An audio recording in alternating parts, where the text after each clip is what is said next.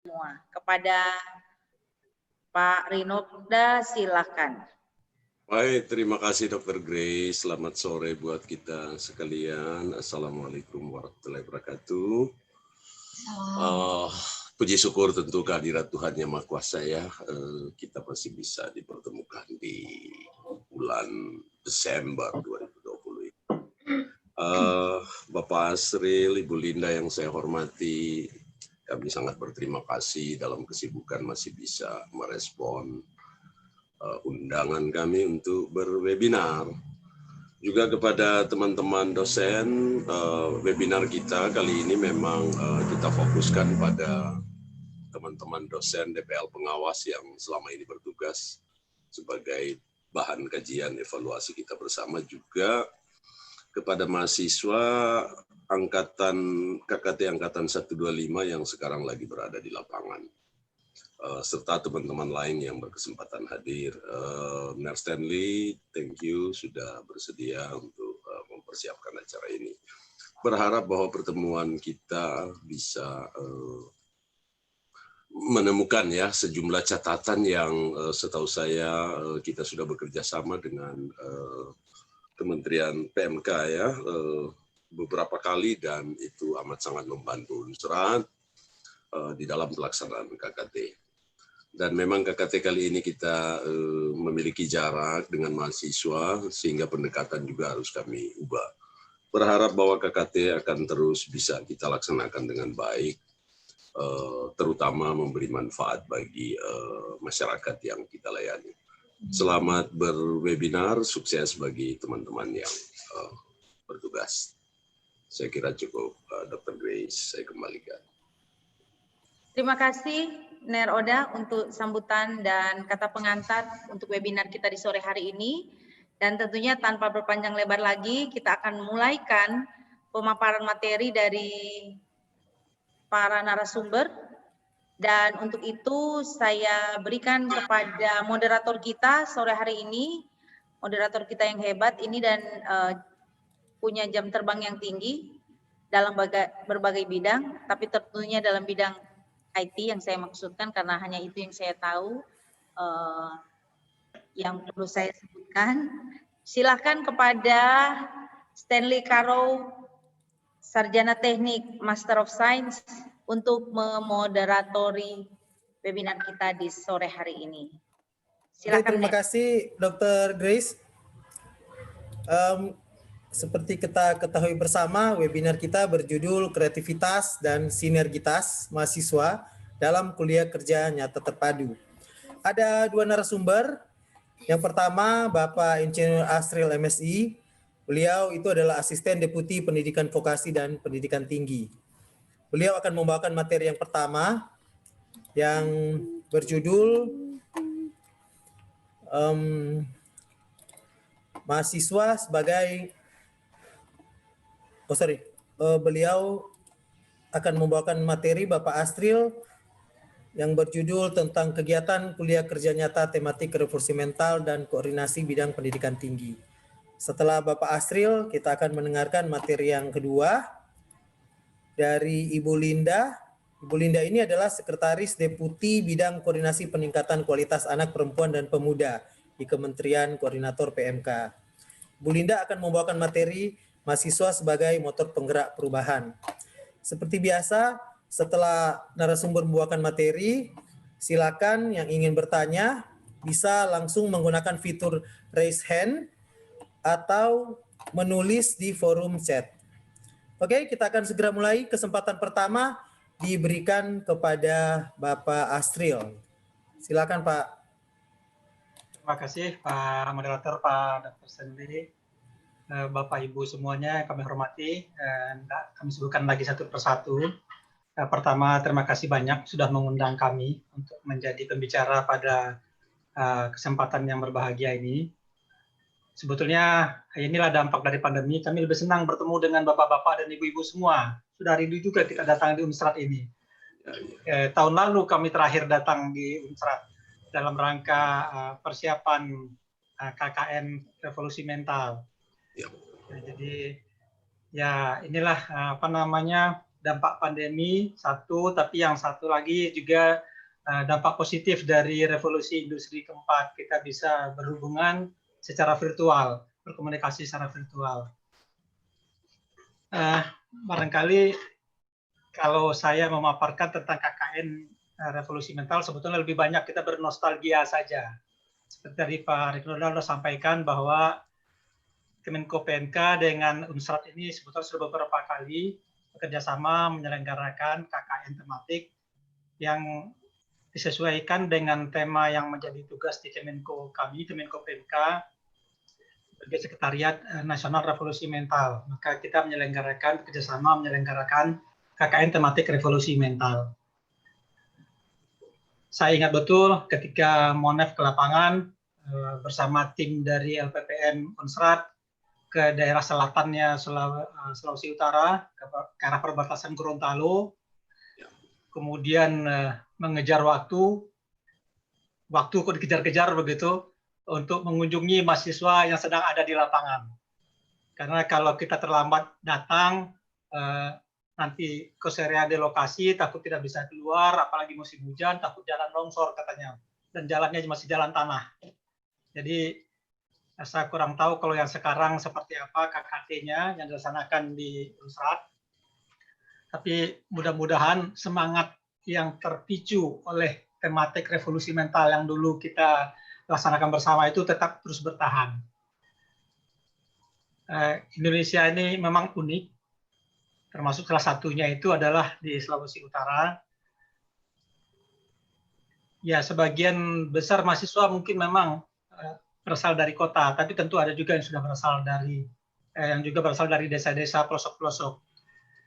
Nah, dengan mengirimkan mahasiswa KKT ke pelosok-pelosok tersebut, yang salah satunya diinspirasi oleh KKN Revolusi Mental bekerjasama dengan Kemenko PMK itu, maka kita mengharapkan pembaruan-pembaruan itu dibawa oleh masyarakat kampus kepada masyarakat di lokasi KKN.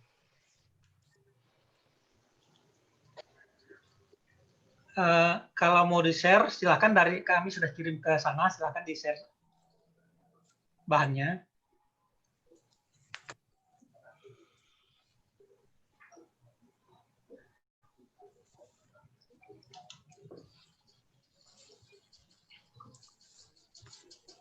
Kita Indonesia ini negara yang sangat kaya, dengan banyak sekali potensi sumber daya alamnya, dan itu semua harus disadari oleh mahasiswa adalah sumber kehidupan bangsa kita yang harus dieksploitasi dengan tepat ke depannya.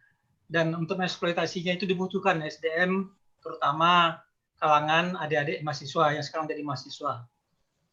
Kalau generasi kami yang sudah tua ini, ya saya sudah tua, kalau Pak Stanley mungkin belum begitu ya, udah tinggal lewat masanya. Jadi yang muda-muda yang masih mahasiswa inilah yang nanti ke depannya akan meneruskan mau dibawa kemana bangsa dan negara kita. Lanjut slide yang kedua.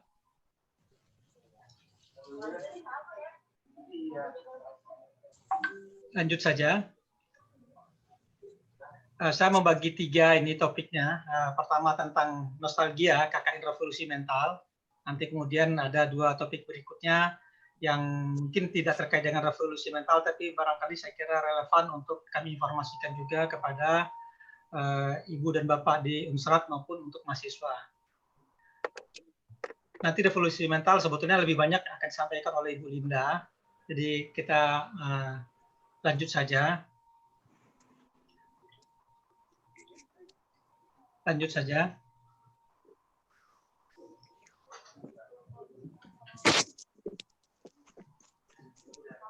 Kalau kita sebetulnya kenapa kita menyasar perguruan tinggi juga dalam program revolusi mental, karena mahasiswa karena melekat dengan dunia kampus, kampus adalah sumbernya ilmu pengetahuan, sehingga mahasiswa seperti tadi kami sampaikan di awal, ketika melaksanakan KKN yang memang sudah menjadi program rutin yang ada di hampir semua kampus, dan kedepannya diharapkan semua kampus justru akan melaksanakan KKN atau apapun namanya, judulnya. Nah, itu akan saling berbagi ilmu kepada masyarakat, khususnya di lokasi-lokasi mereka KKN, ataupun di lokasi mereka tinggal.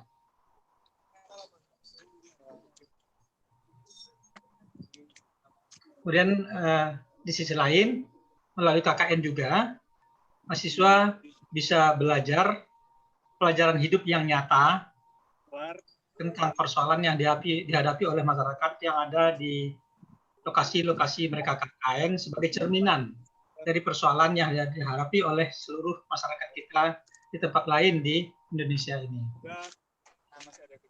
Tentu saja kerjasama kami, Kemenko PMK dengan LPPM Unsrat pada masa yang lalu itu untuk mendiseminasikan, menginternalisasikan nilai-nilai revolusi mental itu kepada mahasiswa pertama dulunya, dan baru kemudian dari mahasiswanya akan dialirkan kepada masyarakat di tempat mereka KKN. Lanjut berikutnya.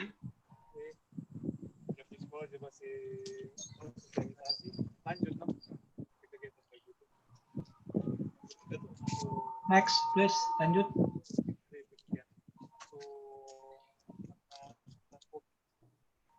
Mohon maaf, saya sudah klik enter tapi tidak pindah-pindah, Pak. Ya, mungkin jaringan. Ya, jaringannya mungkin, Ibu. Iya, mohon maaf. Oke. Dari Net Stanley, silakan Net. Bagian laporan, Pak Glenn. Nah, salah satu peran atau tugas perguruan tinggi adalah mempersiapkan generasi muda kita untuk menggantikan kami yang sudah tua, menggantikan juga dosen-dosennya, dan ya semua generasi apapun profesinya tentu akan habis masa berlakunya pada suatu waktu nanti, sehingga generasi muda lah yang akan menggantikan kami semua, kita semua. Karena itu untuk menggantikan kita semuanya itu dibutuhkan keahlian, kompetensi, dan itulah tugas dari perguruan tinggi untuk menyiapkan generasi muda melalui mahasiswa itu untuk memiliki kompetensi dan keahlian yang dibutuhkan untuk bangsa ini ke depannya. Nah, spesifik nanti karena kita sekarang ada di era revolusi industri 4.0, maka kampus-kampus pun harus segera menyiapkan diri untuk menyiapkan mahasiswa bisa menguasai cabang-cabang ilmu, bidang-bidang kompetensi yang relevan dengan era revolusi industri 4.0 tersebut. Lanjut.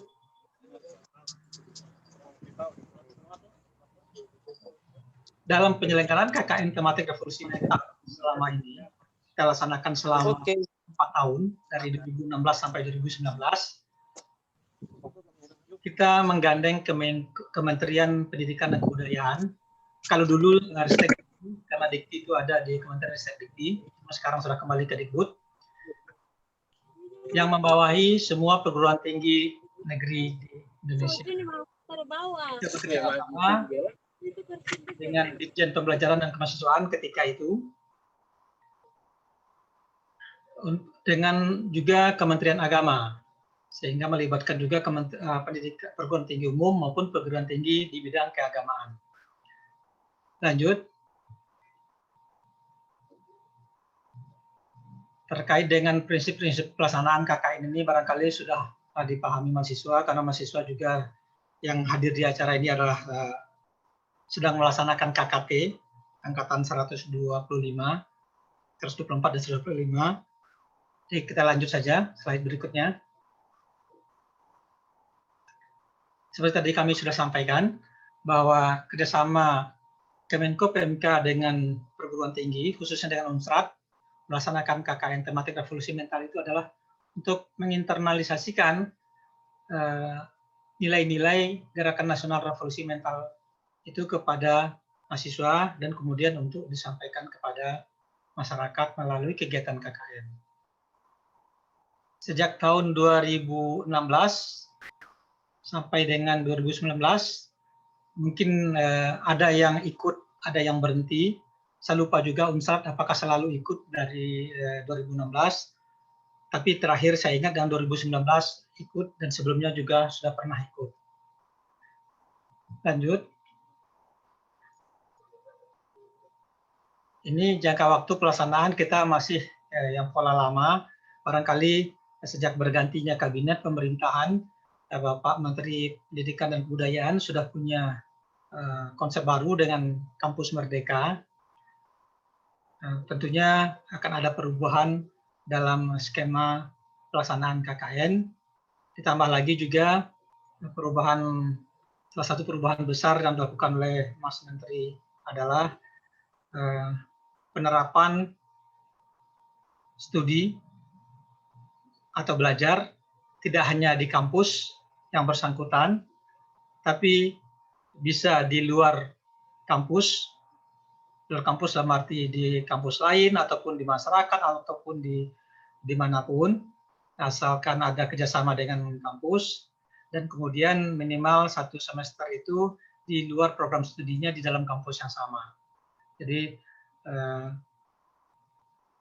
karena kami tidak lagi tahun ini ada program KKN Revolusi Mental, maka kami tidak mendalami lagi seperti apa pelaksanaan KKN di dalam era yang sekarang. Lanjut. Kita lanjut saja. Nah, ini adalah daftar peserta kampus, peserta KKN tematik Revolusi Mental tahun yang lalu.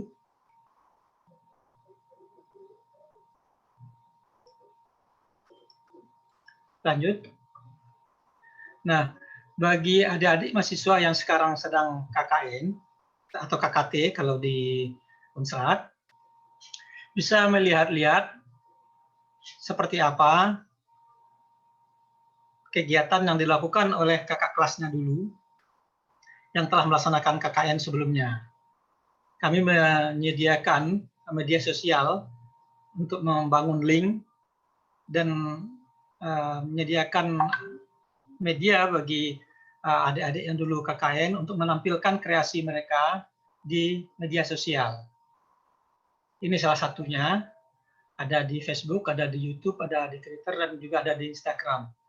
Nah, nanti adik-adik yang sekarang KKN atau KKT, meskipun tidak mengikuti program, sudah tidak ada program KKN tematik revolusi mental, tapi barangkali mendapatkan informasi ataupun menerapkan dalam KKN yang KKT yang sekarang melaksanakan itu kegiatan-kegiatan yang bernilai atau mempunyai nilai-nilai referensial, silahkan dikirim saja ke media sosial yang kami sediakan. Lanjut.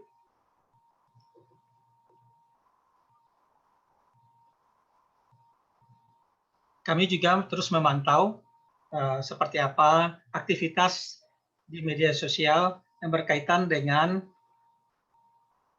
KKN tematik revolusi mental yang sudah pernah kita lakukan dulu. Lanjut. Nah, ini tahun lalu kami ramai-ramai datang di Unsrat. Cuma karena Unsrat tempatnya nggak muat, kita adakan di hotel. Di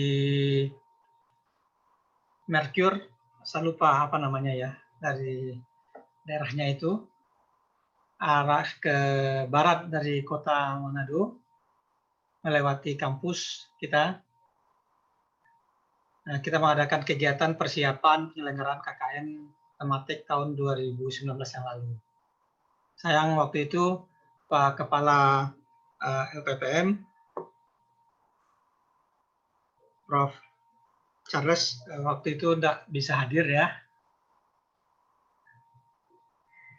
Lanjut.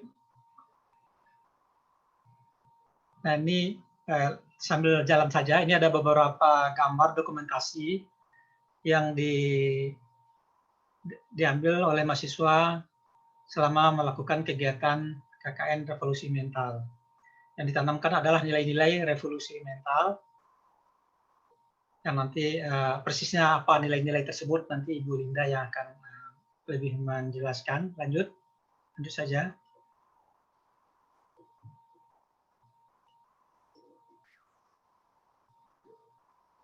Lanjut. Nah, ini sebentar sedikit. Jadi di perguruan tinggi sendiri, kita juga mengharapkan terjadi implementasi revolusi mental. Jadi bukan hanya dihilirkan ke mahasiswa dalam kerjasama ini, sengaja diharapkan ada efek sampingnya juga bagi kampus dalam penyelenggaraan pendidikan tinggi. Dengan telah bekerja sama kita dalam program KKN Revolusi Mental, akan nilai-nilai revolusi mental itu hendaknya juga kemudian terserap di kampus. Sebagai contoh implementasinya, maka di kampus tidak boleh ada korupsi, tidak boleh ada plagiariasi atau penjiplakan, kemudian juga jangan sampai ada yang terlibat narkoba, dan tidak boleh ada radikalisme di kampus. Lanjut. Nah, sekarang kita ada di era pandemi. Tentu saja banyak konsekuensinya, banyak dampaknya terhadap kehidupan kita. Bukan hanya dalam pembelajaran di kampus, tapi juga dalam kehidupan bermasyarakat. Ya, Pak Bontar. Ya, Pak. Ya, Pak. Tentu saja juga pelaksanaan KKT menyesuaikan dengan situasi atau ini, dan kami sempat mendapatkan informasi sempat ada waktu dari riset dari Kementerian Dikbud, dari Dirjen Dikbud, bahwa penyelenggaraan KKN-nya dimodifikasi di mana mahasiswa dapat menyelenggarakan KKN tempat mereka masing-masing berdomisili, tetapi tetap dengan arahan dan bimbingan dari dosen di lapangan. Itu juga DPL-nya kemudian bertransformasi dalam membimbing penyelenggaraan KKT-nya karena mahasiswa tersebar di berbagai lokasi sesuai domisilinya masing-masing, dan juga programnya KKT menjadi lebih bervariasi. Tapi salah satu yang paling diharapkan dengan keberadaan mahasiswa KKT di lokasi masing-masing adalah menyadarkan publik akan dampak atau akan bahayanya pandemi dan bagaimana bersikap atau menyikapi pandemi yang sekarang sedang terjadi. Lanjut.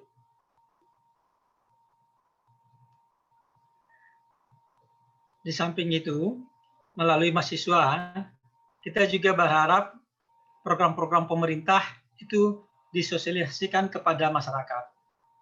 Salah satu program pemerintah, khususnya di bidang pendidikan, yang sasarannya adalah masyarakat di bawah, khususnya masyarakat yang kurang mampu, pemerintah menyediakan Kartu Indonesia Pintar. Isinya bantuan biaya bagi siswa untuk menempuh atau menjalani pendidikan mereka. Kartu Indonesia Pintar ini diberikan kepada siswa jenjang dari pendidikan dasar sampai menengah, dan tentu saja sasarannya adalah siswa-siswa dari keluarga yang tidak mampu. Maka kalau ada mahasiswa KKT menemukan siswa yang terkendala sekolahnya karena kurang mampu ekonomi orang tua atau keluarganya, maka seharusnya mereka adalah anak yang berhak untuk mendapatkan Kartu Indonesia Pintar. Itulah salah satu titipan program kita melalui KKN Revolusi Mental itu untuk disampaikan oleh mahasiswa di setiap mereka melaksanakan KKN. Lanjut.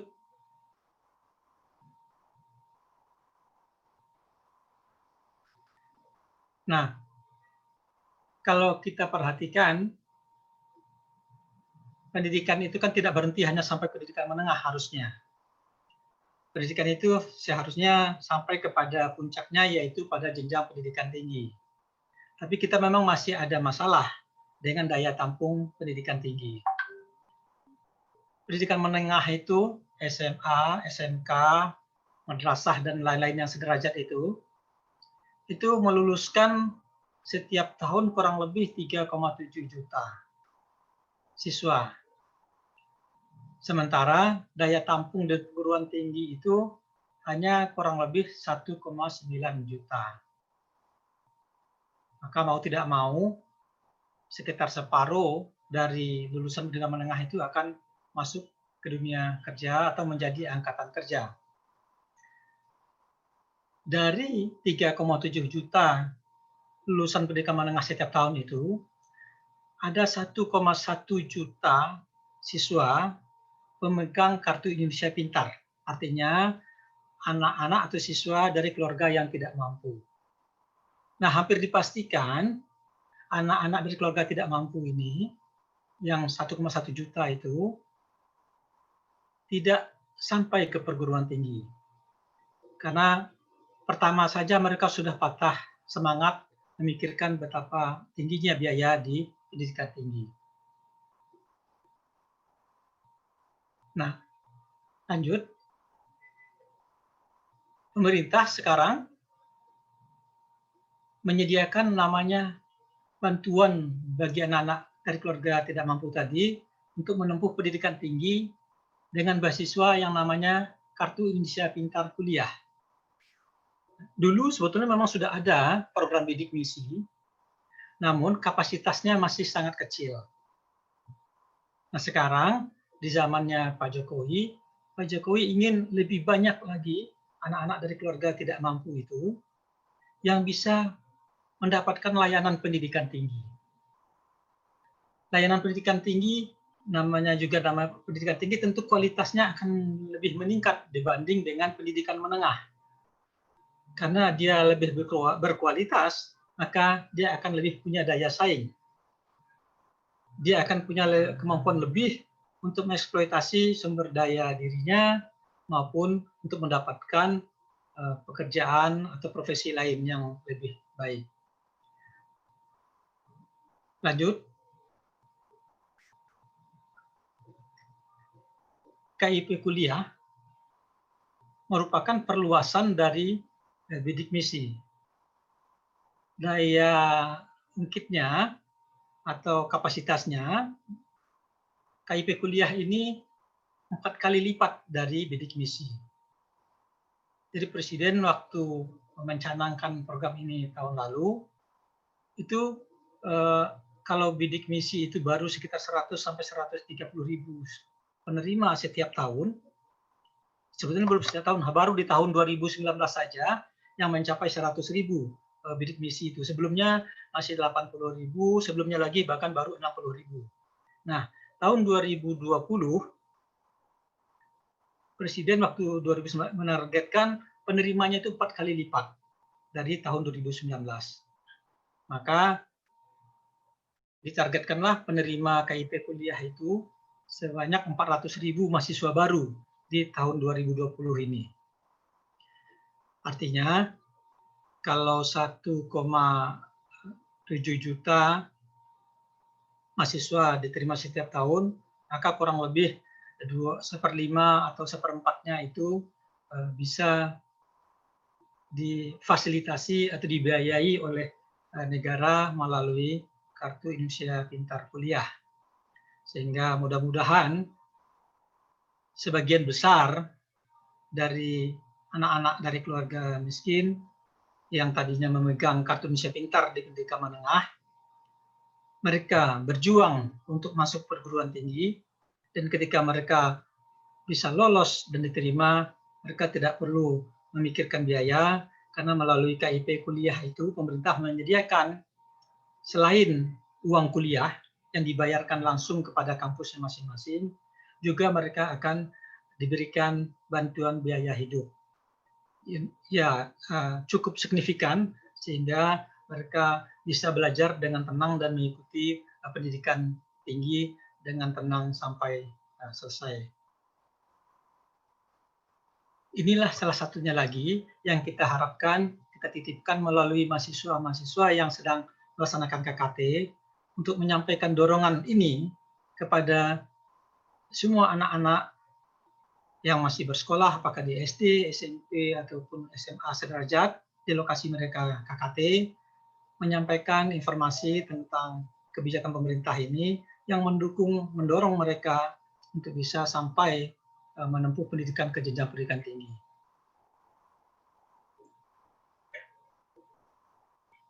Sehubungan dengan adanya pandemi di tahun 2020 ini, maka Kementerian Pendidikan dan Kebudayaan melakukan sedikit perubahan skema dalam pelaksanaan atau implementasi program KIP kuliah. Kalau target awalnya 400.000 mahasiswa baru,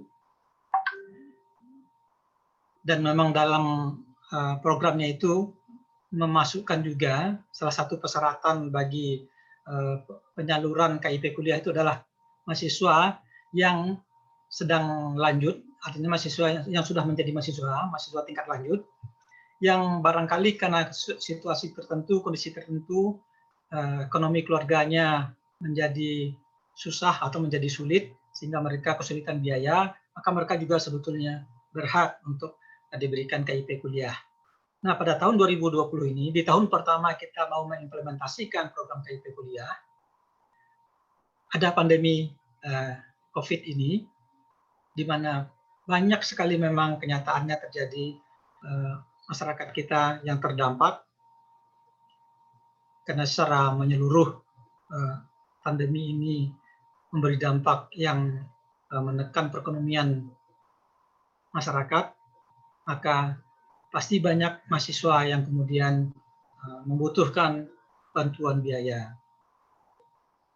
Di luar bantuan pulsa atau kuota yang telah diberikan oleh Kemendikbud kepada mahasiswa, maka program KIP kuliah pun kemudian dilakukan sedikit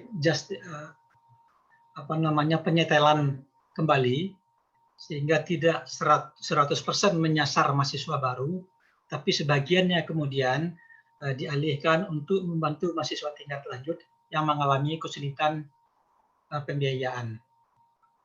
Nah, mahasiswa tingkat lanjut ini hanya dibantu dengan uang kuliahnya yang diberikan kepada kampus, sedangkan yang penerima KIP kuliah penuh, mereka mendapatkan uang kuliah maupun bantuan biaya hidup.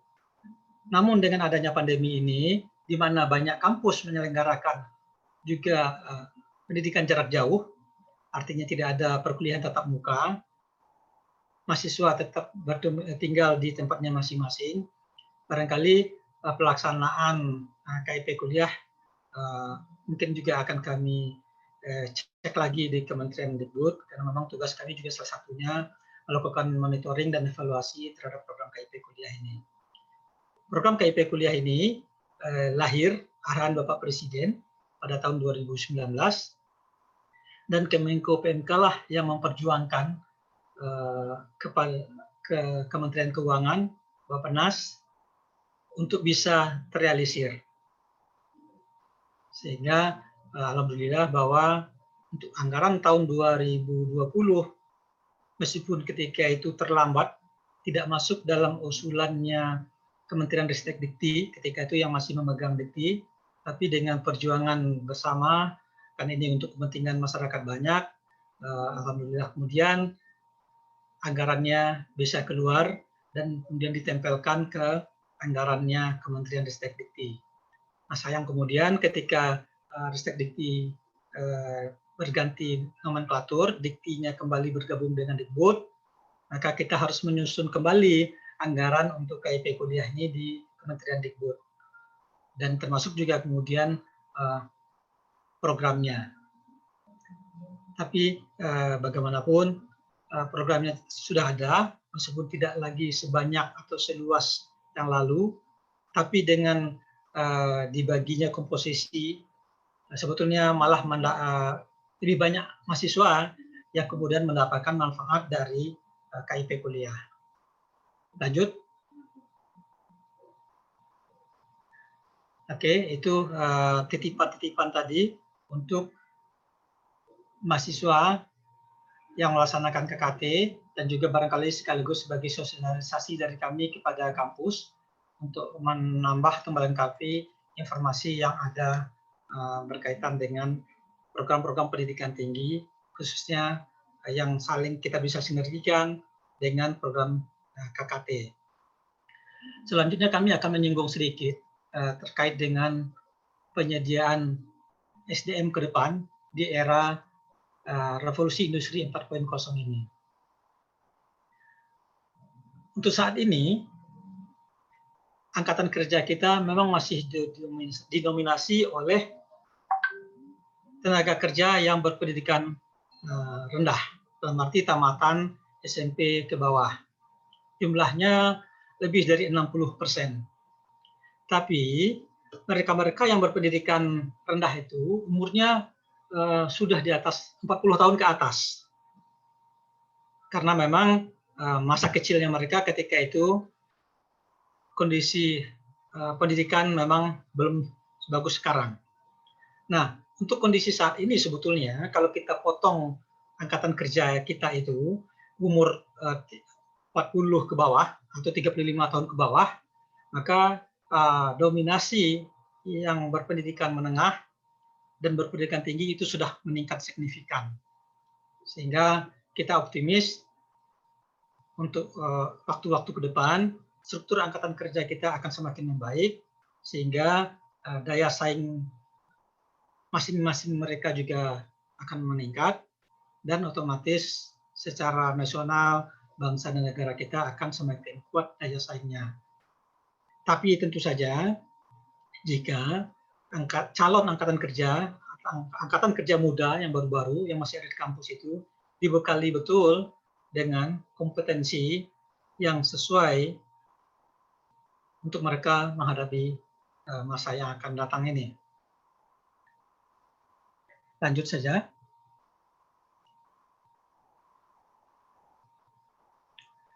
Nah, inilah tantangan kita ke depan. Dengan datangnya pandemi, maka implementasi revolusi industri 4.0 itu dalam kehidupan di bangsa kita menjadi mau menjadi lebih cepat. Ketika tahun 2019 kita baru berpikir bahwa nanti akan datang era revolusi industri 4.0 di negara kita mau tidak mau, tapi ketika di akhir tahun 2019 dan di awal 2020 pandemi COVID itu langsung melanda dunia dan juga kemudian akhirnya sampai di Indonesia pada awal Maret, maka sebagai contoh nyata bagaimana dipaksanya kita untuk mengadopsi teknologi dari revolusi industri 4.0 itu adalah bagaimana pembelajaran yang harus dilaksanakan dengan jarak jauh. Pembelajaran tatap muka ditiadakan untuk sementara, entah sampai kapan, yang pasti sampai saat ini masih seperti itu. Nah, kita mau tidak mau kemudian harus menyelenggarakan pembelajaran dengan menggunakan dukungan teknologi atau pembelajaran secara digital atau e-learning. Termasuk salah satunya sekarang kita mengadakan pertemuan ini, webinar ini dengan jarak jauh. Demikian juga barangkali dosen-dosen sekarang dalam mengajar mahasiswa juga menggunakan layar berhadapan dengan kaca. Mahasiswa juga berhadapan dengan entah dengan apa saja, karena mahasiswa kadang-kadang curang, mereka tidak menghadapkan layarnya sehingga mereka bisa sambil ngapain saja mendengarkan dosennya kuliah, memberikan materi kuliah. Sementara Pak dosen tentu mau tidak mau memang harus menghadapi layar kaca. Tantangan ke depan itu dengan datangnya revolusi industri 4.0 ini, selama 5 tahun ke depan itu diprediksikan ada 85 juta lapangan pekerjaan di dunia yang akan hilang. Kita bisa bayangkan juga Indonesia pasti juga akan mengalami itu, dan sekarang saja sebetulnya kita sudah mengalami. Tapi di balik kesulitan itu selalu akan ada peluang baru. Nah, kehadiran teknologi atau revolusi industri 4.0 ini selama 5 tahun ke depan itu sebetulnya juga membuka peluang bagi 90 juta angkatan kerja. Ada 90 juta pekerjaan baru yang sebetulnya akan terbuka selama 5 tahun ke depan. Hanya saja bagi tenaga kerja yang ada sekarang itu, mereka harus meningkatkan keahliannya. Tidak cukup dengan keahlian yang mereka miliki sekarang ini untuk menghadapi tantangan pekerjaan baru yang akan ada ke depan itu. Bahkan lebih dari yang kalau katakan lebih buruk bisa juga barangkali yang membuat pusing juga barangkali semua dosen-dosen, semua pengajar, bahwa 40% lapangan pekerjaan yang akan ada itu adalah lapangan pekerjaan yang belum ada sekarang ini, belum terbayangkan sekarang ini. Dan bagi yang sekarang sudah menjadi angkatan kerja, untuk menghadapi atau memenuhi lapangan kerja itu, mereka harus berganti sama sekali keahliannya. Artinya keahlian mereka sekarang ini tidak terpakai lagi. Mereka harus cari keahlian baru. Nah, itulah barangkali tantangan bagi penyelenggara pendidikan tinggi, bagi kita semua, dan juga tentunya harus disadari oleh adik-adik mahasiswa. Itulah tantangan yang akan dihadapi ke depan di masanya mereka nanti.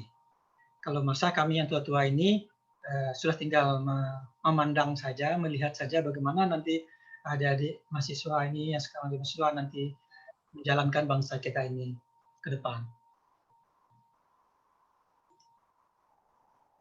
Barangkali itu saja yang perlu. Yang lainnya nanti kita sambil diskusi barangkali supaya tidak terlalu lama saya menghabiskan waktunya. Saya kembalikan ke moderator Pak Stanley. Terima kasih Pak. Sangat menarik yang dibawakan. Selanjutnya kita melanjutkan ke pemaparan materi yang kedua.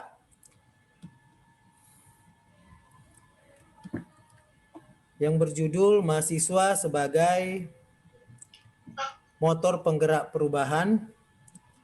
Materi ini akan dibawakan oleh Ibu Linda Restaningrum, MIKOM sebagai Sekretaris Deputi Bidang Koordinasi Peningkatan Kualitas Anak, Perempuan, dan Pemuda. Untuk yang mendengarkan, jika ingin bertanya silakan menggunakan fitur raise hand atau menulis di forum chat. Oke, kesempatan kedua kami beri kesempatan kepada Ibu Linda.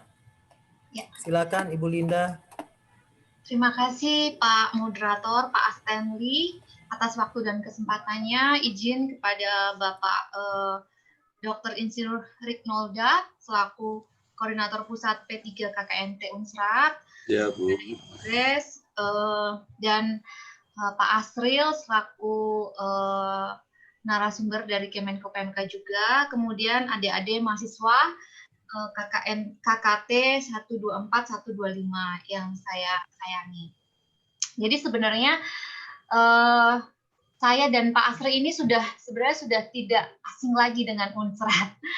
Kami sudah bekerja sama selama beberapa tahun ke belakang dengan Unsrat. Jadi kalau tidak salah benar kata Pak Asril terakhir kami datang tahun 2009 ya Pak Asril. Dan bahkan saya juga pernah memberikan pembekalan untuk mahasiswa yang akan melaksanakan KKT di tahun 2019 juga kalau tidak salah ya. Waktu itu sekitar 3.000 sekian mahasiswa. Nah, ini adalah kesempatan. Sorry. Harusnya tadi yang saya pajang foto yang ada Ibu Lindanya lagi pas pembekalan KKT. Iya. Tapi tidak apa-apa. Iya. Jadi ini seperti nostalgia, remind lagi. Oh iya, saya pernah menjadi bagian dari Unsrat. Berkumpul dengan Bapak Ibu semua dan adik-adik mahasiswa juga. Saya senang sekali, merasa terhormat sekali bisa hadir di sini walaupun tidak secara langsung karena memang kondisinya mau tidak mau supaya program juga terus berjalan tidak apa-apa ya kita secara virtual untuk bertemu. Baik, seperti yang sudah disampaikan oleh Pak Moderator, tadi saya akan menyampaikan materi mahasiswa sebagai motor penggerak perubahan. Sebenarnya ini apa ya? Ini materinya ini sebenarnya punya Pak Asril nih, karena sebenarnya saya sudah berpisah dengan Pak Asril setelah 5 tahun saya bergabung dengan Pak Asril. Apa namanya? Kalau Pak Asril masih menangani pendidikan tinggi dan pendidikan vokasi, sementara sebenarnya saya sudah tidak menangani itu. Tapi kalau dihubung-hubungkan ya masih ada sih keterkaitannya. Jadi masih tetap bisa berkolaborasi. Jadi saya mengawali materi kali ini dengan menyampaikan mengingatkan kembali visi misi dari Presiden 2020-2024 bahwa visinya adalah mewujudkan Indonesia yang maju, berdaulat, mandiri, berkepribadian, dan berlandaskan gotong royong. Sementara misi kalau yang terkait dengan Kemenko PMK itu ada 3 yang menjadi highlight, yaitu terkait dengan peningkatan kualitas manusia Indonesia, pembangunan yang merata dan berkeadilan, kemajuan budaya yang mencerminkan kepribadian bangsa. Jadi kami Kementerian Koordinator Bidang Pembangunan Manusia dan Kebudayaan sesuai dengan tugas fungsinya memang menyelenggarakan koordinasi, sinkronisasi dan pengendalian di bidang pembangunan manusia dan kebudayaan sesuai dengan Perpres 35/2020. Next slide please.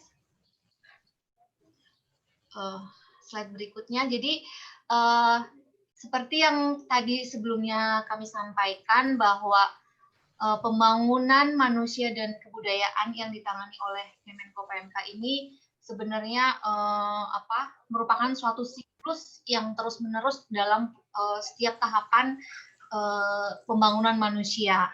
Jadi ini adalah siklus human capital investment atau human capital life cycle yang ini adalah menjadi ikonnya Kemenko PMK, kinerjanya Kemenko PMK sebenarnya secara garis besar adalah tertuang di gambar ini. Jadi yang diurusi oleh Kemenko PMK itu dari mulai dia sebelum lahir, di dalam kandungan sampai dengan lansia, senior citizen itu menjadi tanggung jawab dan diurus oleh Kemenko PMK. Koordinasinya, tetapi memang untuk teknisnya, program teknisnya itu ada di kementerian yang kami koordinasikan seperti Kemensos, kemudian Kementerian Kesehatan, Kementerian Pendidikan dan Kebudayaan, kemudian juga Kementerian Perlindungan Anak dan Perempuan dan lembaga lainnya. Jadi mulai dari yang namanya pembangunan manusia dan investasi sumber daya manusia itu memang dimulai dari dalam kandungan 1000 hari pertama. 1000 hari pertama kemudian sampai dengan di lansia. Kenapa harus dilakukan itu? Supaya nantinya ke depan sumber daya manusia Indonesia itu akan menjadi sumber daya manusia yang berdaya saing, berkualitas, dan tidak membebani generasi yang sebelumnya yang generasi yang produktif. Jadi kalau kita lihat di circle ini sebenarnya itu terbagi menjadi berapa nih? 1 ada hijau, ungu, kemudian merah dan orange. Di tahapan yang hijau ini untuk 1000 hari pertama sampai dengan usia dini. Kemudian di yang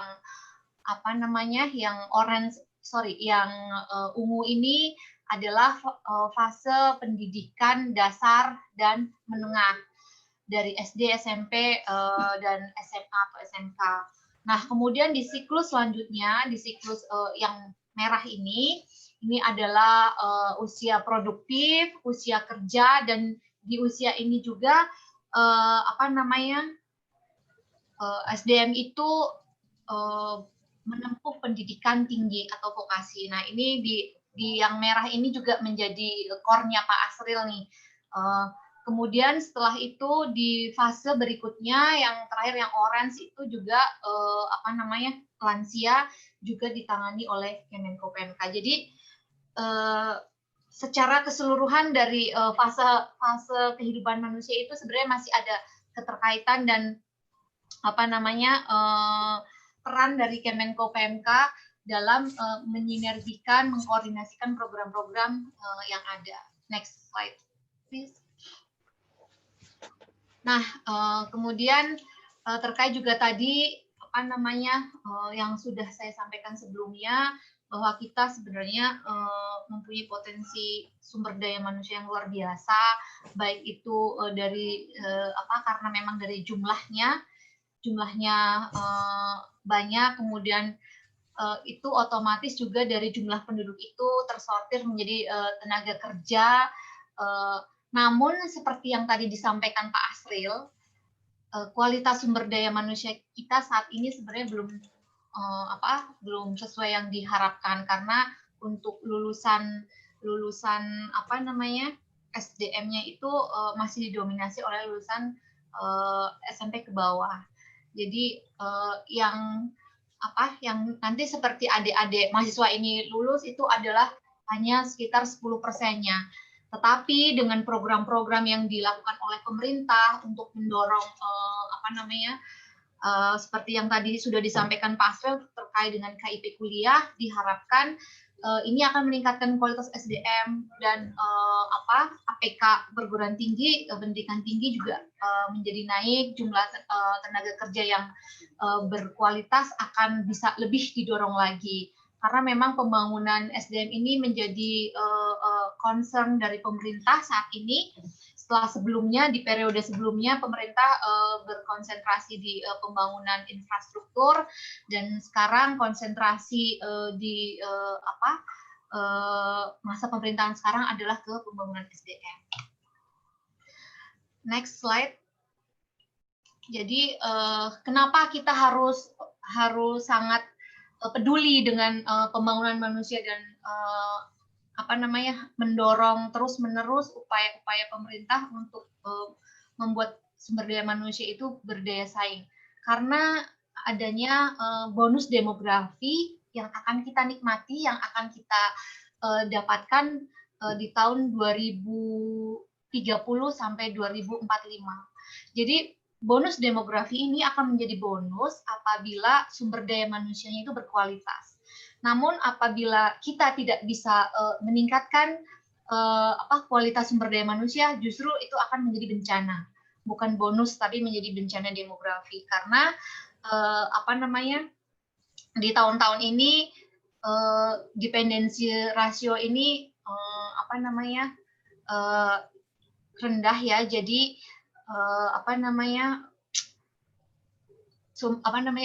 tenaga kerja yang produktif itu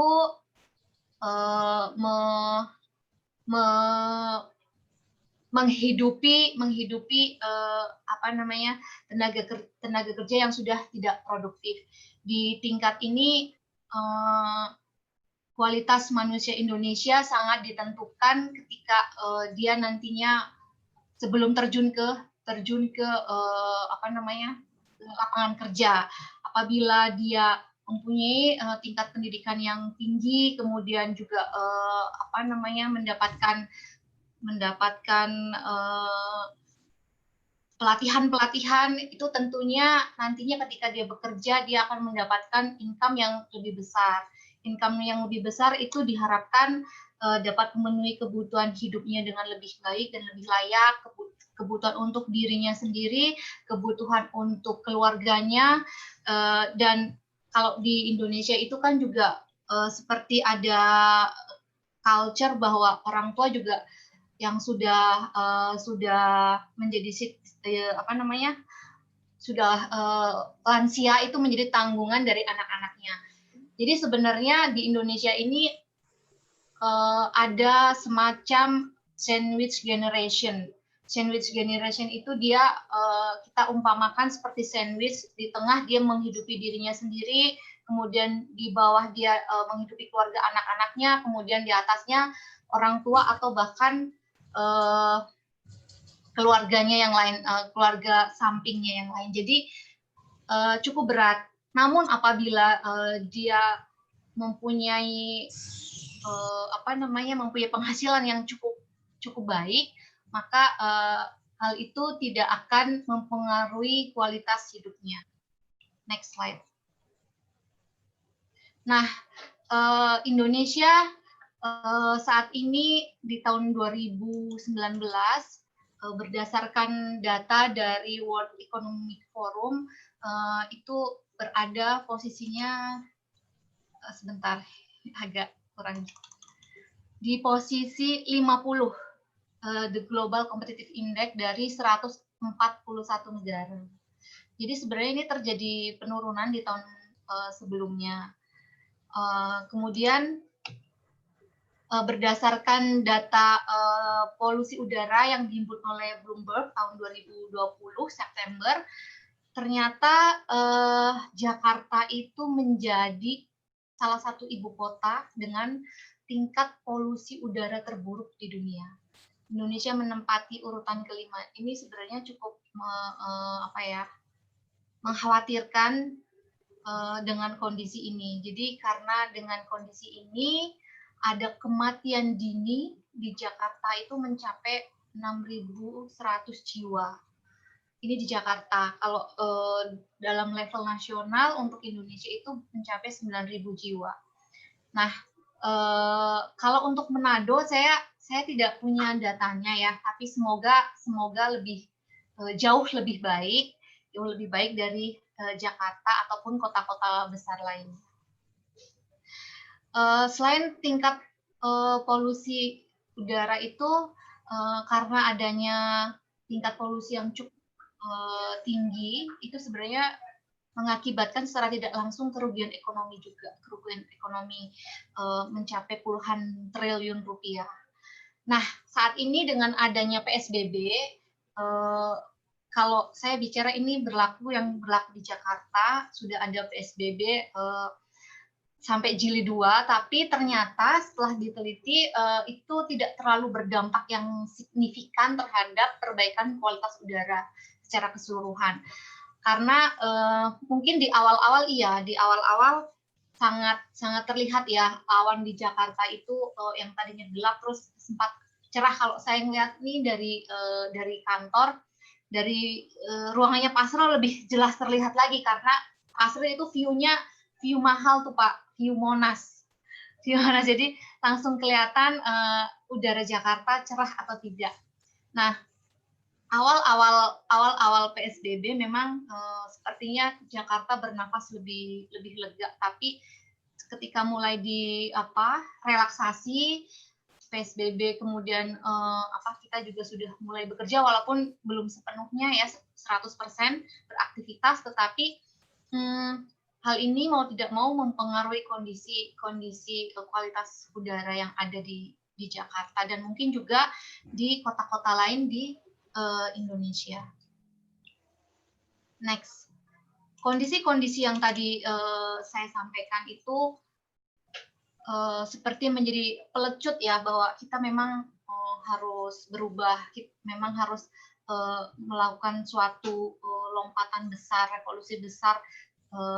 Dalam hal ini adalah revolusi mental. Sebenarnya ini bukan hal yang baru. Revolusi mental sudah pernah dikumandangkan oleh Bung Karno, Presiden pertama Republik Indonesia di tanggal 17 tahun 57. Beliau menyampaikan bahwa revolusi mental merupakan suatu gerakan yang menggembleng manusia Indonesia agar menjadi manusia baru yang berhati putih, berkemauan baja, bersemangat elang rajawali, jiwa api yang menyala-nyala.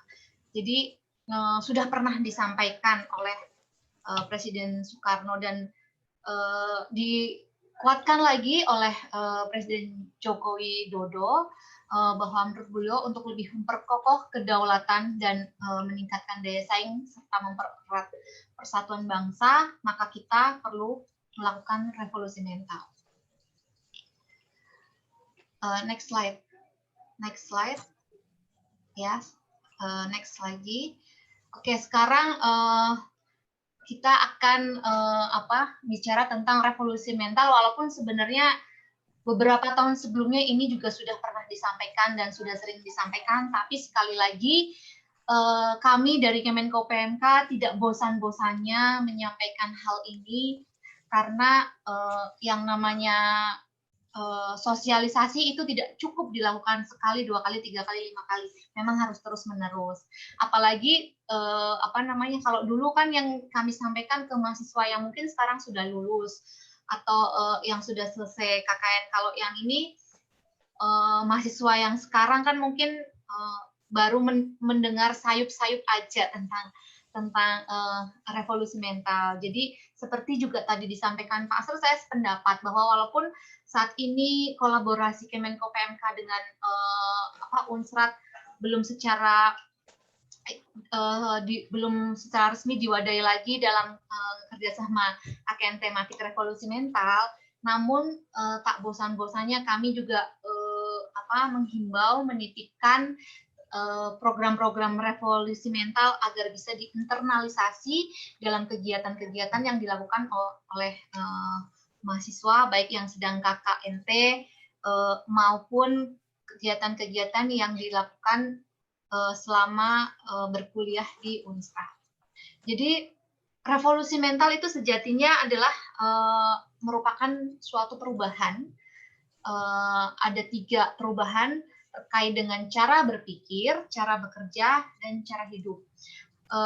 Perubahan-perubahan di situ untuk membangun suatu karakter yang menjadi sebenarnya karakter ini adalah milik bangsa Indonesia yang sudah lama dimiliki, namun dengan banyak kondisi, dengan banyak kejadian, sepertinya nilai-nilai itu sudah mulai tergerus, sudah mulai agak terlupakan, yaitu tentang integritas, etos kerja, dan gotong royong.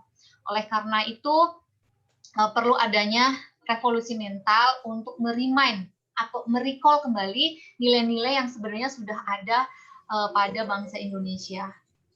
Next. Jadi, tujuan revolusi mental, seperti tadi sudah kami sampaikan, itu kan untuk merubah cara pandang, cara pikir, cara kerja, perilaku, sikap yang berorientasi kepada kemajuan dan kemodernan sehingga Indonesia menjadi negara yang besar dan mampu berkompetisi dengan bangsa-bangsa lain, tetapi tetap dengan memegang teguh nilai-nilai kearifan lokal yang ada. Sehingga kita bisa mewujudkan Indonesia yang berdaulat secara politik, berdikari secara ekonomi, dan berkepribadian yang kuat melalui pembentukan manusia Indonesia yang unggul. Next slide. Jadi, program Gerakan Nasional Revolusi Mental ini rumusnya sebenarnya 135. Kalau mau lebih lebih gampang untuk mengingat, rumusnya 135. 1 itu adalah satu gerakan yang tadi disampaikan mengubah cara pandang, cara pikir, sikap, cara kerja untuk menjadi lebih baik lagi, mewujudkan Indonesia yang berdaulat, mandiri, dan kepribadian. 3-nya itu adalah 3 nilai. 3 nilai revolusi mental itu adalah integritas, etos kerja, dan gotong royong. Kemudian 5-nya itu adalah 5 gerakan. 5 gerakan yang ada dalam Gerakan Nasional Revolusi Mental, yaitu Gerakan Indonesia Melayani, Gerakan Indonesia Bersih, Gerakan Indonesia Tertib, Gerakan Indonesia Mandiri, dan Gerakan Indonesia Bersatu. Nah, yang tadi sudah saya sampaikan, ini adalah nilai-nilainya, integritas, etos kerja, dan gotong royong. Apa itu integritas? Jujur, kemudian dapat dipercaya, bertanggung jawab, berkarakter. Etos kerja itu adalah bekerja keras, optimis, produktif, inovatif, dan berdaya saing. Kemudian gotong royong, bekerja sama, ini bekerja sama untuk hal yang baik tentu saja ya. Solidaritas tinggi, komunal, berorientasi pada kemaslahatan. Next. Bapak, Ibu, dan adik-adikku semua, jadi seperti yang sudah saya sampaikan tadi sebelumnya, ada 5 gerakan dalam revolusi mental. Itu Indonesia Melayani, Indonesia Tertib, Indonesia Mandiri, Bersih, dan Bersatu. Dan semua ini sebenarnya sudah tertuang dalam Instruksi Presiden 12 tahun 2016 tentang GNRM. Jadi kementerian lembaga terkait itu sudah diinstruksikan oleh Presiden untuk mengawal Gerakan Nasional Revolusi Mental ini atau GNRM. Jadi ada Kemenko PMK, Kemenko Perekonomian, kemudian Kemenpan RB, kemudian Kementerian Maritim, Kemenko Polhukam, Kemendagri, dan beberapa kementerian lainnya. Jadi semua kementerian koordinator termasuk Kemenko PMK ini terlibat karena memang ini adalah gerakan nasional yang harus dikeroyok oleh semua komponen masyarakat. Next. Nah, gerakan nasional revolusi mental ini memang membutuhkan peran atau kiprah kita semua. Jadi tidak hanya pemerintah saja, tidak hanya pemerintah pusat ataupun pemerintah daerah, tetapi stakeholder lain juga diharapkan dapat berperan aktif mensukseskan gerakan nasional revolusi mental ini. Jadi ada empat stakeholder, 4 kelompok masyarakat yang kami harapkan bisa mendorong suksesnya GNRM ini terkait dengan dunia pendidikan atau akademisi. Sebenarnya saat ini juga sedang kita laksanakan dengan adanya webinar yang juga internalisasi nilai revolusi mental yang akan juga nanti diterapkan dalam program-program mahasiswa. Itu juga salah satu peran yang sangat kami harapkan, karena memang ujung tombaknya gerakan ini untuk di dunia pendidikan adalah KKN, sebenarnya kegiatan KKN. Jadi mahasiswa itu menjadi ujung tombak untuk menyampaikan program atau gerakan nasional revolusi mental kepada masyarakat. Kalau terkait dengan penyelenggara negara, kami tentu saja itu apalagi sudah ada impresnya. Kami terus mengawal dari tahun 2016 sampai sekarang, masih terus mengawal, dan bahkan ini juga di RPJM kan juga RPJMN 2020-2024 juga di state secara secara tegas bahwa revolusi mental itu masuk dalam prioritas nasional. Kemudian masyarakat juga diharapkan dapat berperan aktif, berkontribusi secara nyata pada GNRM ini. Jadi program-programnya itu sebenarnya bisa apa saja. Sebenarnya tidak terikat semua program yang apabila itu intinya adalah untuk merubah menjadi lebih baik atau memperbaiki dari yang sudah ada, itu sebenarnya masuk dalam ranahnya gerakan nasional revolusi mental. Jadi apapun itu bisa termasuk dalam GNRM. Kemudian sektor private atau dunia usaha juga kami harapkan kontribusinya. Di dunia usaha itu kan juga ada tanggung jawab social corporate responsibility. Jadi mungkin kayak adik-adik ini juga bisa dalam pelaksanaan KKNT-nya itu bisa juga ini menggandeng dunia usaha, melibatkan mereka melalui CSR-nya. Saya nggak tahu ya, yang sekarang ini karena masa pandemi mungkin pelaksanaan KKNT-nya itu berbeda dengan yang sebelum-sebelumnya. Tetapi dengan adanya pandemi ini tentu saja harus ada penyesuaian program, dan itu perlu perlu mahasiswa dan dosen pembimbing juga untuk lebih kreatif meng-create kegiatan-kegiatan atau mekanisme yang seperti apa sih supaya KKNT-nya tetap berjalan, tujuannya tetap tercapai, tetapi dengan tetap memperhatikan protokol kesehatan. Jadi next slide please. Nah, untuk mahasiswa saat ini dengan adanya pandemi ini sebenarnya komunikasi atau interaksi yang dilakukan kan lebih banyak melalui virtual ya. Dan sebenarnya itu kesukaannya ini sih generasi milenial sih dengan kondisi yang sekarang, mau tidak mau seperti tadi Pak Asrul sebutkan, mau tidak mau kita dipaksa untuk menghadapi era industri 4.0. Ya betul, mau nggak mau kita dipaksa dengan adanya pandemi ini. Kita menyelenggarakan webinar seperti ini yang sebelumnya mungkin amat sangat jarang ya kita lakukan. Kemudian kita sekarang lebih banyak berinteraksi melalui media sosial juga. Nah, kondisi ini kalau bisa dipandang dari sisi yang positif itu bisa saja. Kalau mau memandang dari sisi yang negatif juga bisa. Tergantung bagaimana kita berusaha mendorong itu semua justru diarahkan ke hal-hal yang positif, terutama untuk mahasiswa ini. Jadi mahasiswa kan sangat kreatif ya, sangat juga adaptatif dengan kemajuan teknologi. Jadi dengan adanya pandemi ini terus lebih banyak menggunakan sosial media, itu semestinya seyogyanya bisa memberikan kemanfaatan kepada masyarakat. Apa-apa yang dipostingnya itu mempunyai pesan untuk mengajak pihak lain, mengajak teman-temannya, mengajak masyarakat untuk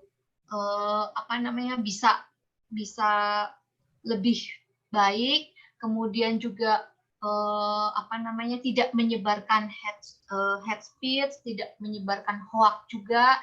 Jadi hal-hal seperti itu yang kelihatannya sepele, yang kelihatannya kecil, tapi apabila dilakukan oleh mahasiswa yang kalau tadi dari angkanya Pak Asril, dalam setiap tahun tuh ada sekitar 3,5 juta ya, 3,5 juta apabila semuanya menyebarkan positive vibe, menyebarkan hal-hal yang positif di sosial medianya, di berbagai kesempatan, tentu saja itu suatu aura positif yang memberikan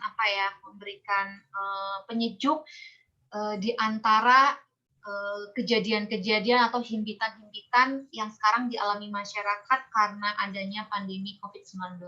Jadi mahasiswa sebagai agen perubahan, mahasiswa sebagai ujung tombak pembangunan, mahasiswa penerima estafet pembangunan, memang tugasnya sepertinya berat sekali, tapi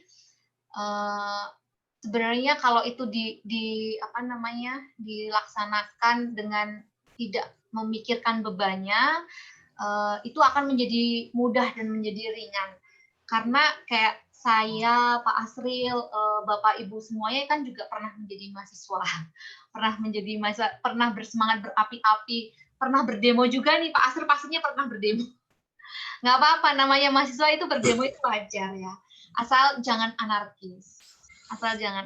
Jadi menyampaikan ide, menyampaikan pesan itu dengan berdemo itu tidak dilarang sepanjang tidak anarkis, dan itu ada batasan-batasannya memang, supaya karena kan kita sebagai orang yang berpendidikan, apalagi berpendidikan tinggi, tidak sekedar berpendidikan, itu harus bisa bersikap dengan lebih bijak supaya tidak memperkeruh keadaan yang ada. Next slide. Next.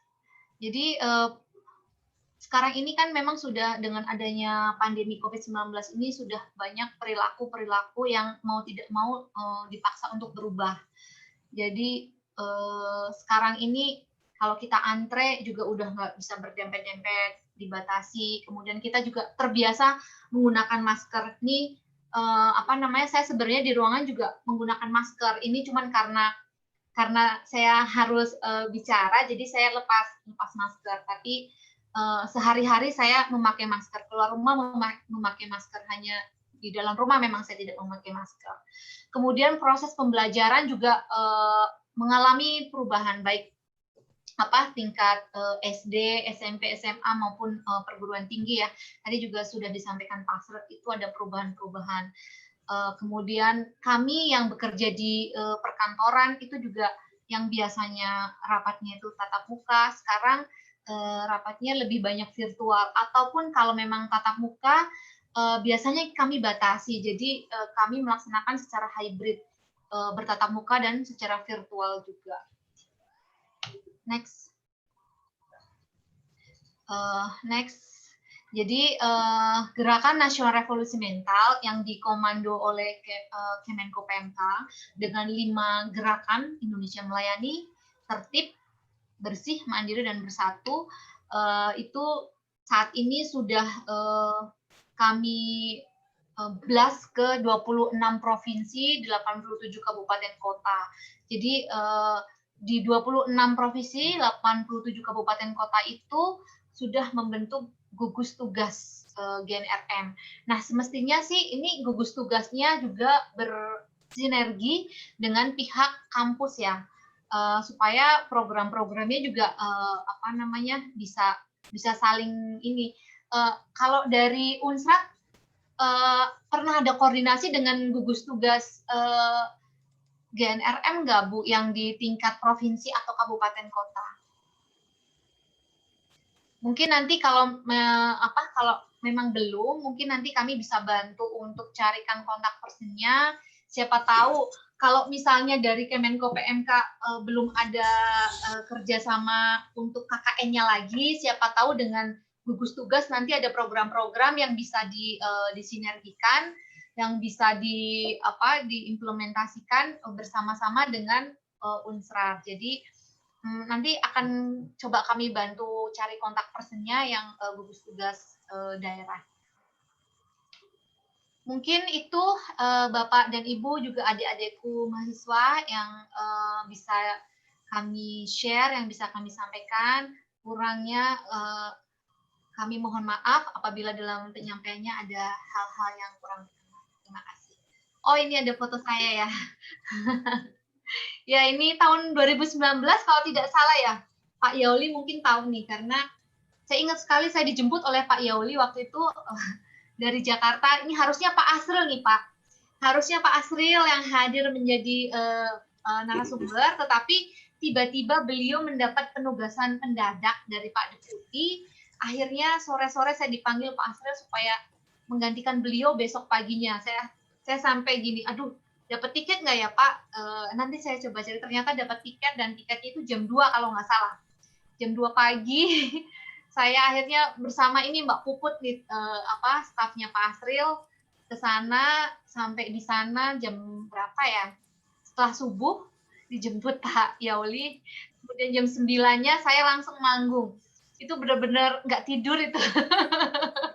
Makanya pengalamannya. Ada Ci Yesi sama Ci Nisha nih di foto ini. Iya. Oh iya betul. Pengalaman yang sangat berkesan, luar biasa sekali. Mohon maaf nih, saat itu saya tidak sempat mandi, dari pesawat ganti baju langsung manggung. Tapi luar biasa, ternyata pas saya datang ke kampus ada 3.000 mahasiswa lebih yang bersiap untuk mendengarkan pembekalan KKN-RM. Saya terharu sih. Ternyata itu adalah penggabungan beberapa angkatan ya, Bapak dan Ibu. Ya, mungkin itu dari saya. Terima kasih. Mohon maaf sebelumnya. Assalamualaikum warahmatullahi wabarakatuh. Kami beri kesempatan bagi yang ingin bertanya, dipersilakan. Dan jangan lupa untuk mengisi absen ya. Link absen sudah kami bagikan di ruang chat. Ya, mari Pak. Makanya di fotonya tadi banyak yang kelihatan nutup hidung itu waktu pembekalan. Tapi nggak kelihatan Pak pakai parfum. Ya.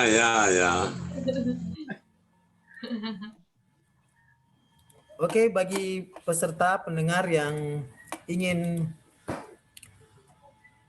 bertanya, dipersilakan.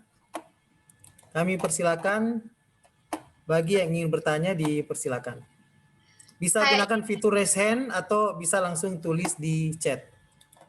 Mungkin ini waktunya waktu kritis juga ya Pak, jam segini mungkin udah lelah seharian beraktivitas, kemudian sudah mulai ngantuk. Saya aja tadi sebenarnya sudah mulai ngantuk sebenarnya. Ya, benar Stanley, sambil nunggu ada yang bertanya, saya ingin beri beberapa catatan tambahan aja. Ya, jadi Pak Asril sama Ibu Linda, setahu saya kita sepanjang program pelaksanaan KKT Revolusi Mental itu kayaknya kita Unsrat nggak pernah tidak ikut, itu yang pertama. Yang kedua, pelaksanaan KKT Revolusi Mental biasanya bersesuaian dengan pelaksanaan KKT di pertengahan tahun. Jadi jumlah mahasiswanya biasanya sampai ribuan. Termasuk yang Ibu Linda kemarin memberikan materi, itu satu angkatan saja itu. Jadi setiap tahun mahasiswa kami ada sekitar 4.500 sampai 5.000. Dan sejak pelaksanaan KKT Revolusi Mental pertama kali dirilis pada tahun 2016, Unsrat secara partisipatif karena mengevaluasi bahwa revolusi mental itu amat sangat penting dijadikan sebagai tema dari setiap pelaksanaan KKT kami. Jadi kalau 1 tahun program bersama kementerian itu cuma sekali, maka pelaksanaan KKT di Unsrat itu terus diboboti dengan revolusi mentalnya. Kenapa? Karena benar sekali perbaikan karakter, perilaku di lapangan itu penting sekali. Ketika kami Unsrat lewat mahasiswa melakukan, misalnya pada kebanyakan tempat, kami itu coba membantu masyarakat dan desa untuk membuat database mereka ya. Karena kami anggap itu penting sekali untuk menyusun segala hal termasuk pelayanan. Tetapi kalau kami hanya berbasis pada mahasiswa bekerja, mengumpulkan data dan memasukkan dalam aplikasi yang sudah kami buat, itu tidak cukup, nanti itu akan mubazir. Oleh karena itu kami masukkan konsep-konsep, nilai-nilai perubahan perilaku tadi hingga kepada perangkat desa dan masyarakat atau tokoh masyarakat. Karena kami menilai bahwa sekembalinya mahasiswa, apa yang dilakukan oleh mahasiswa, apa yang sudah dibuat itu harus berguna. Jadi mahasiswa tidak bisa tiap hari berada di lokasi atau terus memfasilitasi, tetapi itu harus diganti. Dan benar bahwa di level desa itu perubahan mental, terutama berkaitan dengan mentalitas pelayanan itu penting sekali. Dan itu yang kami dorong, bahkan di KKT yang sekarang kami daring, dengan tematik kami adalah pencegahan COVID-19, tetap prinsip-prinsip tadi kami masukkan. Dimulai tentu dari mahasiswanya. Jadi mahasiswanya harus berubah dulu, kemudian mereka membawakan nilai-nilai revolusi mental atau perubahan mentalitas tadi di setiap kegiatan mereka.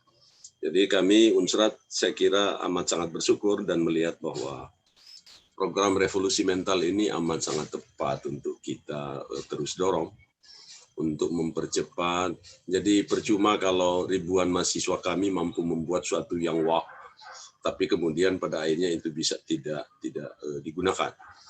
Oleh karena ya tadi mentalitasnya yang tidak berubah. Jadi yang dibuat dianggap sebagai sesuatu yang mati saja. Dan itu ternyata pendekatan perbaikan mental menjadi sangat penting. Dan sampai hari ini saya kira di sini banyak teman-teman dosen.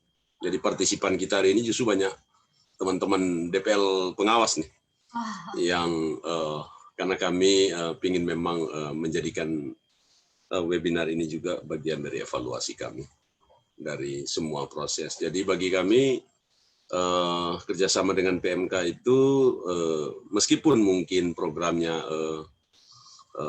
tidak ada sekarang atau dibuat dengan bentuk lain, tapi bagi kami nilai-nilai yang sudah kita kerjakan bersama dan kita kembangkan itu amat sangat penting. Bahkan ada kota yang, kalau nggak salah, Ner Stanley ya, ada kota yang sudah memiliki dashboard yang isinya pelayanan cepat kepada masyarakat, dan itu adalah hasil kerja dari mahasiswa dalam program bersama PMK. Mungkin itu catatannya buat Pak Asril dan Ibu Linda. Jadi dampak di lapangan besar menurut evaluasi kami. Dan pendekatan Unsrat harus kami ubah ketika kita menyepakati ide ini harus kita jalankan di lapangan. Termasuk kepada kami, DPL pengawas. Kami terus melakukan evaluasi. Sekali lagi terima kasih buat PMK, buat teman-teman yang sudah bekerja sama, ini amat sangat penting bagi kami. Gitu, Mener Sten. Ya, oke, Mener Oda.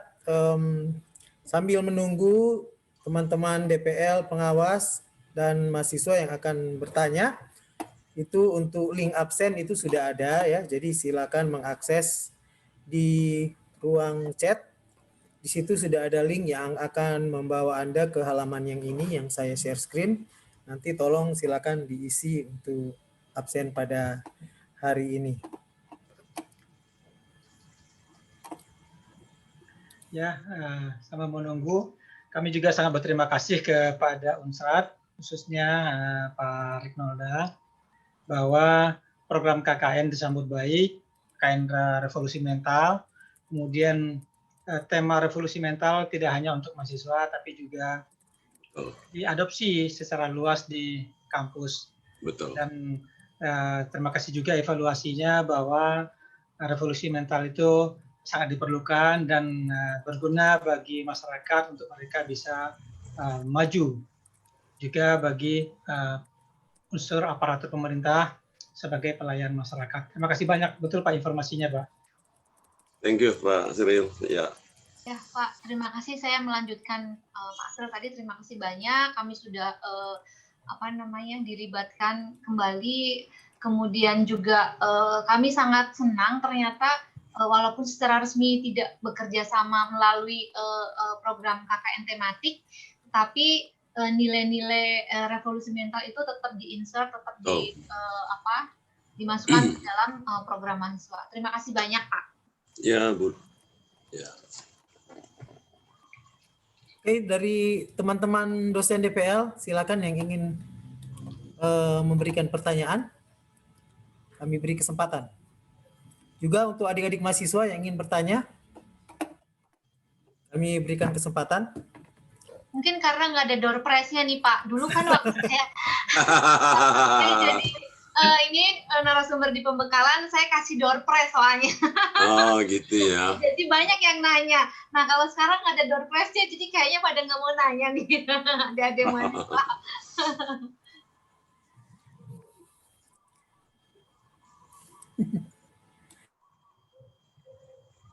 Ner Martin, bagaimana Ner? Apa ada pertanyaan? Khusus siap-siap mau bertanya ini Ner Martin. Ini ada yang tanya nih Pak di chat Pak Sanli.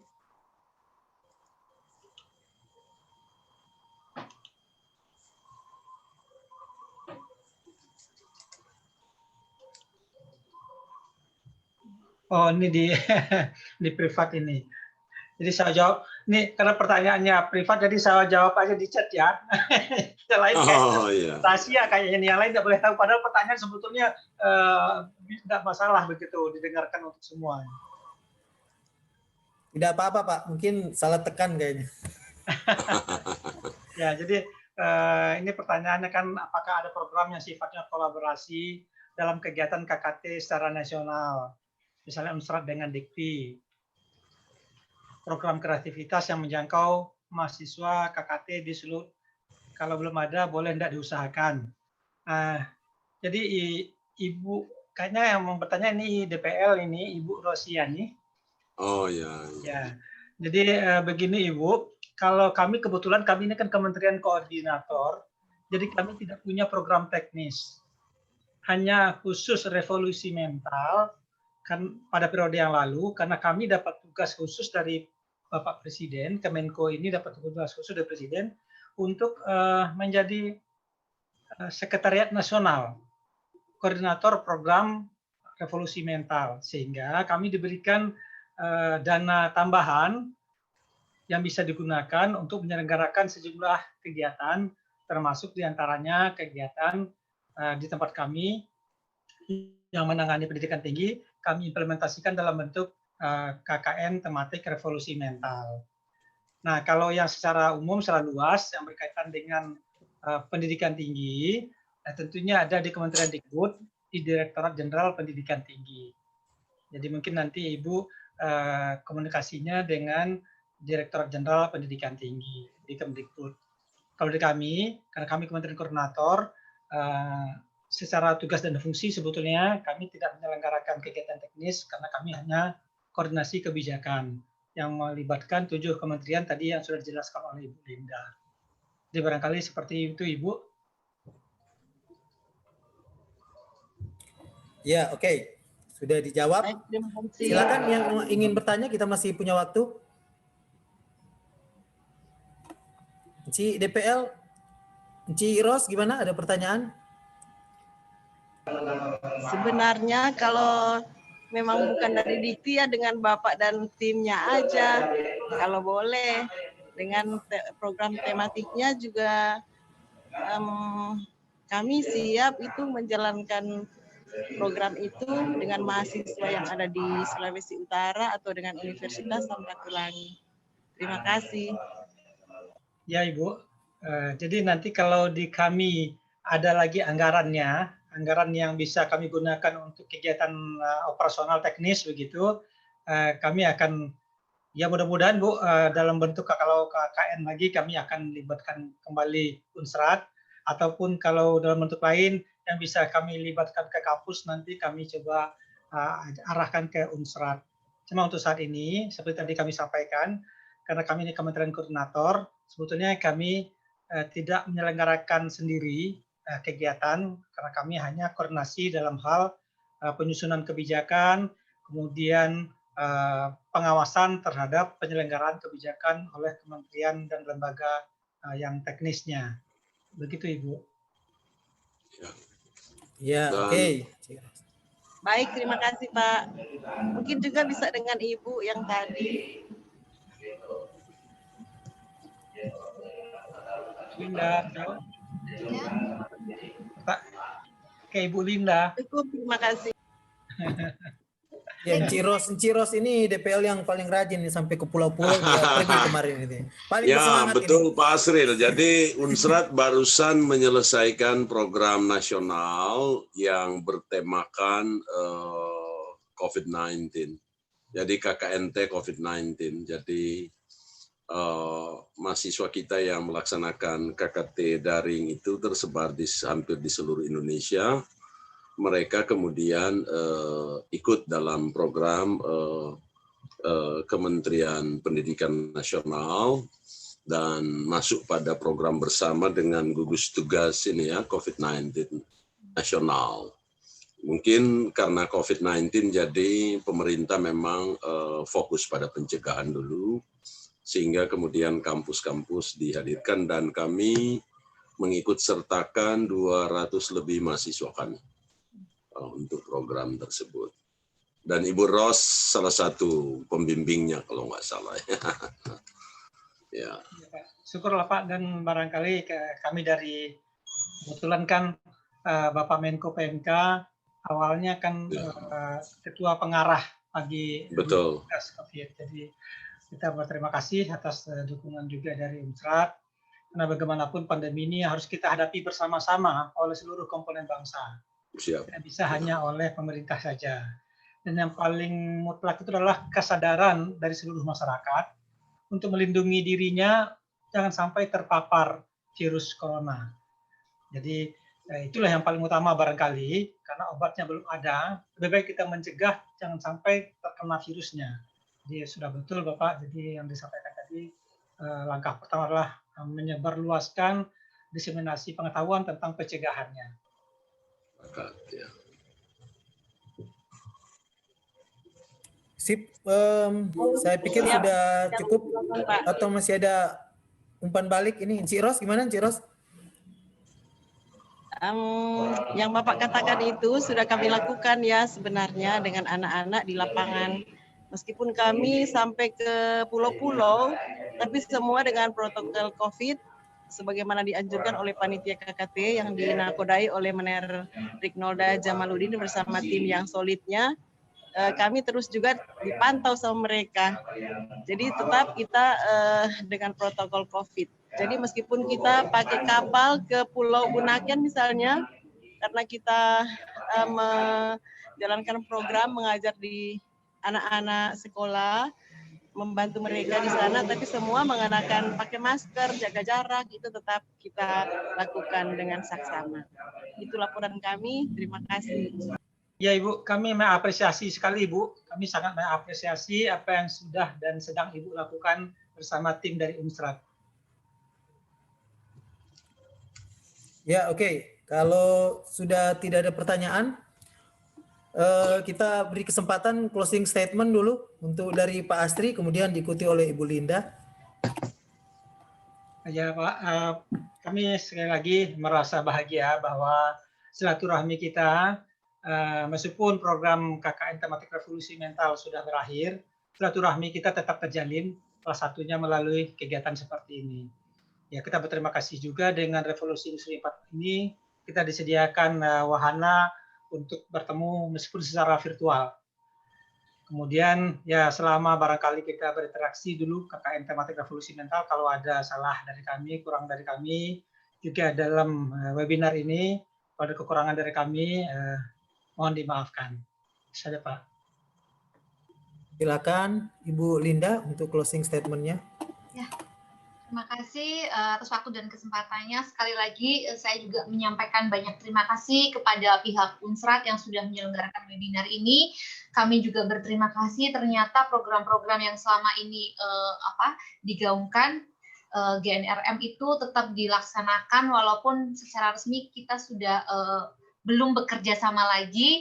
Mudah-mudahan ke depan bisa bekerja sama lagi. Yang lebih memungkinkan mungkin di tempatnya Pak Asril karena menangani pendidikan tinggi.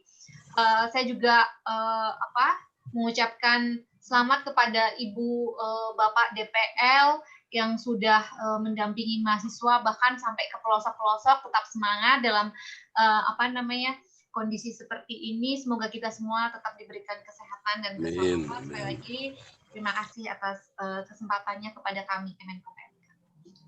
Ya, oke. Untuk closing statement, Ner Oda, silakan. Nanti kemudian saya kembalikan ke host Dr. Grace. Baik, Ner Stanley, jadi tentu saja Unsrat sekali lagi menyampaikan banyak terima kasih kepada teman-teman di PMK yang sudah mempercayai program pelaksanaan revolusi mental, gerakan revolusi mental itu kepada institusi kami, dan saya kira kita masih sangat berharap banyak sekali tantangan ke depan untuk kita lakukan bersama. Sekali lagi terima kasih, juga kami sampaikan, kami sadar bahwa masih ada kekurangan kami di lapangan, apalagi banyak hal yang nggak bisa kami kontrol di lapangan karena kondisi. Tetapi kami percaya bahwa sekali lagi gerakan revolusi mental itu masih sangat penting, masih sangat relevan dalam kondisi kita sekarang ini dan bisa jadi beberapa waktu kita ke depan. Sekali lagi terima kasih, harapannya adalah semua kita jaga kesehatan dan insya Allah bisa segera keluar dari pandemi ini. Iya, oke, makasih. Demikian closing statement.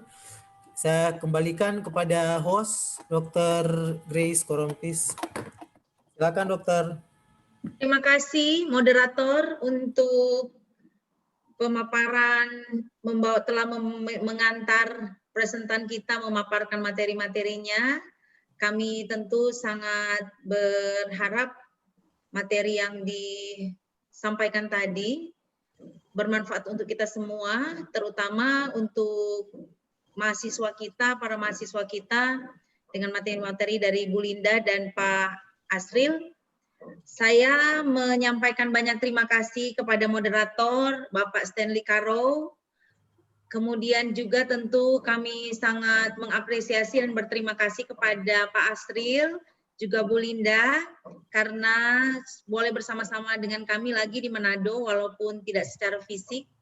Namun melihat senyum Bapak dan Ibu, kami sudah merasa dekat.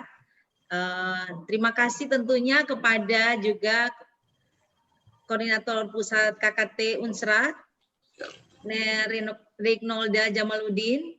Kami juga tentu sangat berterima kasih kepada panitia, Nerioli juga sebenarnya panitia di sini, walaupun kita tidak melihat mukanya, belum melihat mukanya. Terima kasih kepada seluruh dosen pembimbing dan seluruh dosen pengawas lapangan yang boleh bersama-sama bergabung dalam webinar di sore hari ini.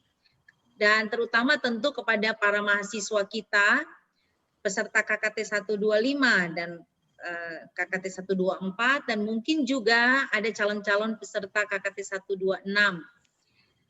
Kehadiran kita semua tentunya menambah semangat untuk kita melanjutkan tugas dan tanggung jawab kita yang berkaitan dengan KKT.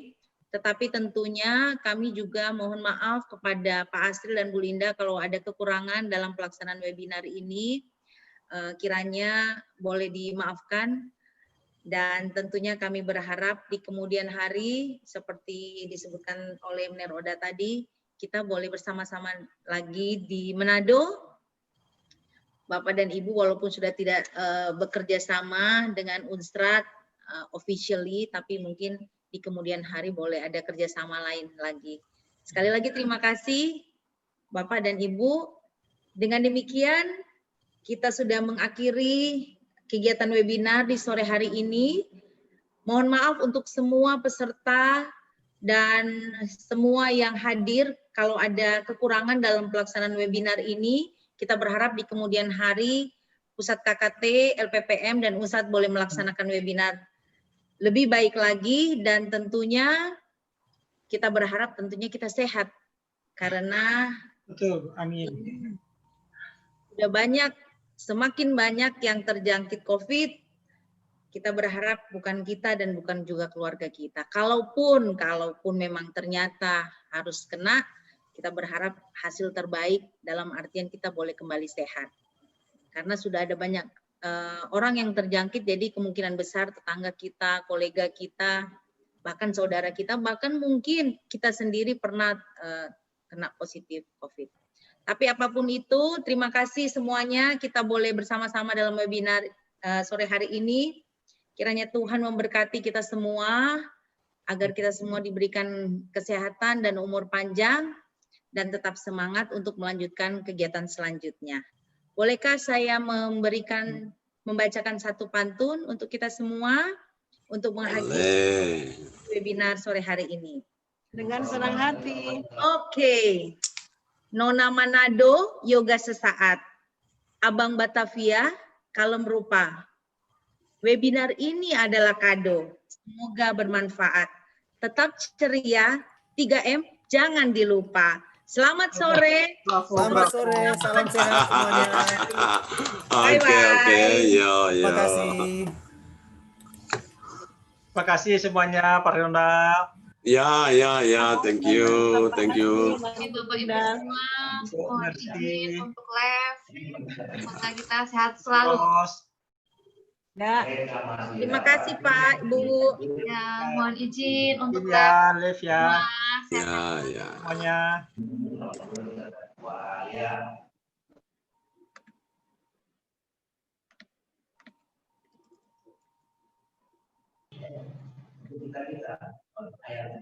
Mohon izin les boleh.